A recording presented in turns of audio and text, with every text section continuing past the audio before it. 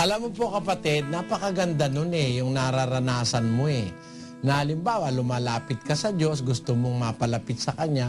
Kung kailan ka naman lumalapit, saka ka naman nahihirapan. Alam mo kung bakit kapatid, may demonyo kasi.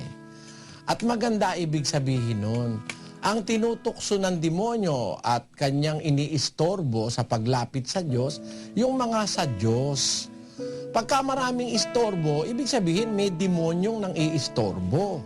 Kasi kung ang Diyos ang lalapitan mo, nakikita niya sa kanya kalalapit, hindi ka naman niya itataboy, di ba? Sabi ng ating Panginoon, ang lumalapit sa akin sa anumang paraan ay hindi ko maaaring itaboy. Nasa 6:37 yan ng Hua, sa anumang paraan ang wika hindi ko itataboy. Ang lahat ng lalapit sa Diyos, welcome. Kaya lang, bakit kung kailan ka pa lumalapit, saka naman maraming mga nagiging na-encounter kang problema? Matuwa ka po ron, kapatid. Alam niyo kung bakit? Kasi talagang gusto mong magsa Diyos, hinahadlangan ka lang ng demonyo.